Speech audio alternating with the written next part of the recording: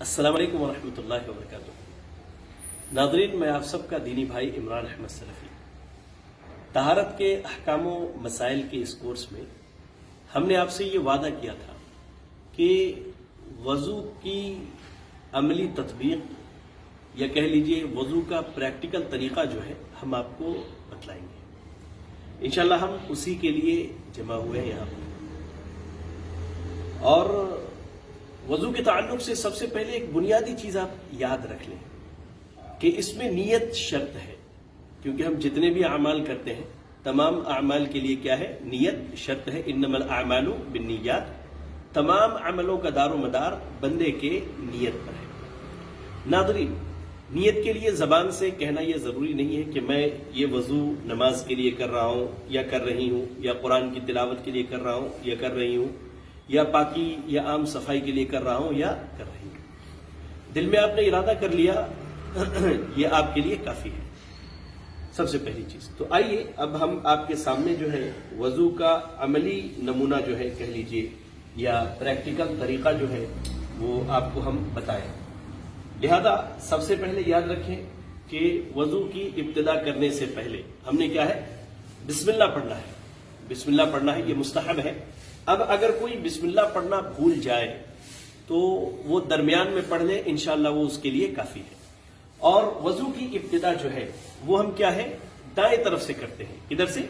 Right side سے، جسے ہم اپنے حیدرآباد میں کہتے ہیں سیدھے طرف سے، دائیں طرف سے کرتے ہیں۔ جی دیکھیے، یہ ہم نے اب وضو میں ایک چیز کا خیال کرنا ہے کہ پانی کے استعمال میں کم سے کم پانی خرچ کرنے کی کوشش کرنی ہے۔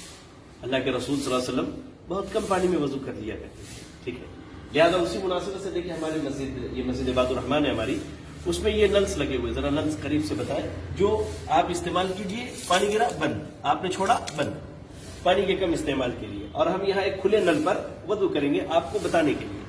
بارک اللہ فیکم۔ بسم اللہ، سب سے پہلے ہم کیا کہیں گے؟ بسم اللہ۔ وہ بھی بلند آواز سے کہنے کی ضرورت نہیں، آپ دبے ہوئے ہلکے آواز میں کہہ لیجئے، کافی ہے۔ علی بھائی ہلکے آواز میں کہہ لیجئے، آپ کے لیے کافی ہے۔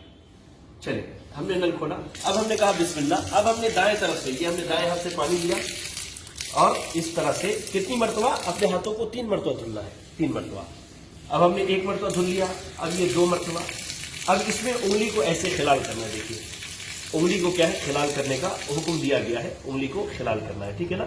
یہ کہنیوں تک جو ہے آپ نے اپنے ہاتھوں کو 3 مرتبہ دھلنا ہے۔ چلیے، کلائیوں تک، میں نے کہا کہنیوں تک نہیں، کلائیوں تک جو ہے اپنے ہاتھوں کو 3 مرتبہ دھلنا ہے۔ اب آپ نے دھل لیا، اب سب سے پہلا کام جو ہے وہ منہ میں اور ناک میں پانی چڑھانا، جسے کلی کرنا اور ناک میں پانی چڑھانا کہتے ہیں۔ اللہ کے نبی صلی اللہ علیہ وسلم کا معمول یہ تھا کہ آپ 1 چلو پانی لیتے اور آدھا منہ میں ڈالتے اور آدھے کو کیا ہے؟ ناک میں چڑھاتے تھے۔ اور یہ عمل کتنی مرتبہ؟ 3 مرتبہ۔ اور اس کی دلیل کیا ہے؟ سیدنا عثمان بن عفان رضی اللہ تعالیٰ عنہ کی وہ حدیث ہے۔ چلے بسم اللہ۔ اب جو ہے ہم نے ہتھیلی تک دھل لیا، اب ہم ناک اور منہ میں ایسے پانی چڑھائیں گے۔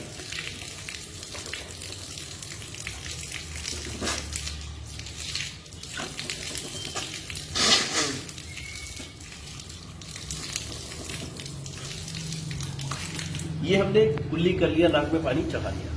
اب چہرے کو دھلنا ہے۔ چہرے کا اطلاق دیکھیں، یہاں سے لے کے یہاں تک اور ان دونوں کن پٹیوں تک ہوتا ہے، یہ یہاں تک، چہرہ یہاں سے یہاں اور یہاں سے یہاں۔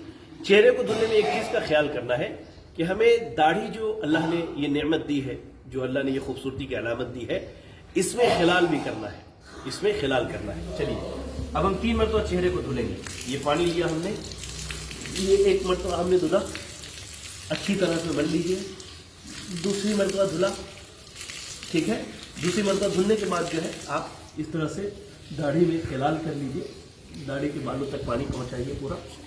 پھر آپ تیسری مرتبہ اس طرح سے دھل لیجیے۔ اب دیکھیں، چہرہ یہاں سے یہاں اور یہاں سے یہاں تک نہیں گیا۔ اب دونوں ہاتھوں کو 3 مرتبہ، دایاں ہاتھ یہ کہنی کے اوپر بازو تک، ٹھیک ہے؟ پھر بایاں ہاتھ، تو دائیں ہاتھ کو ہم 3 مرتبہ اس طرح سے پانی لے کے دھل لیتے ہیں۔ 1 مرتبہ یہ ہوا، پھر ہم نے دوسری مرتبہ پانی لیا، پھر تیسری مرتبہ ہم نے پانی لیا، ٹھیک ہے؟ پھر اب بائیں ہاتھ کو اس طرح سے اچھے سے مل کے دھل لیا ہم نے، اچھی طرح سے ہم نے دھل لیا، جی ٹھیک ہے؟ اب جو ہے دایاں ہاتھ اور بائیں ہاتھ ہم نے دھل لیا. بعض بھائی ہمارے کیا کرتے ہیں, ہاتھوں کو دھلنے کے بعد بھی اس طرح سے نل کھولا اور 3 مرتبہ ایسے پانی گراتے, 3 اس پہ 3 اس پہ, وہ سنت کے خلاف ہے. اور بعض بھائی کیا کرتے ہیں, چہرے کو دھلا تو الگ دعا, ہاتھ کو دھلا تو الگ دعا. یہ سنت سے ثابت نہیں ہے, یہ سنت کے خلاف ہے. اب ہم نے سر کا مسح کرنا ہے.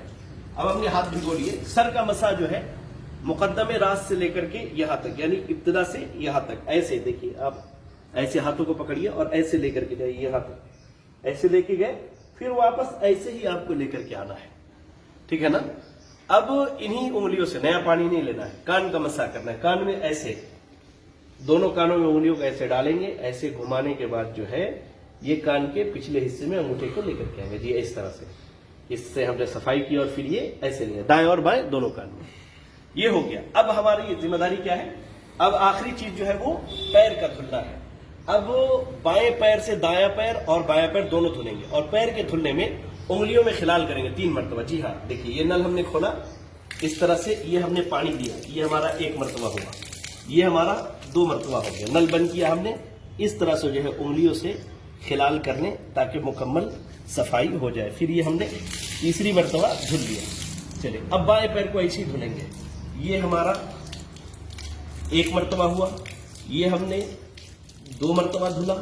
اب انگلیوں سے خلال کر لیں اس طرح سے. جی ٹھیک ہے, اچھی طرح سے. اور اس کے بعد جو ہے یہ ہم نے تیسری مرتبہ دھل لیا. وضو کرنے کے بعد ایک چیز اور بھی سنت سے ثابت ہے, وہ یہ ہے کہ اب اپنے ہاتھوں کو بھگو لیجئے اور اپنے شرمگاہ پہ ایسے چھینٹے مار دیجیے, کیونکہ اس سے وسوسے دور ہوتے ہیں.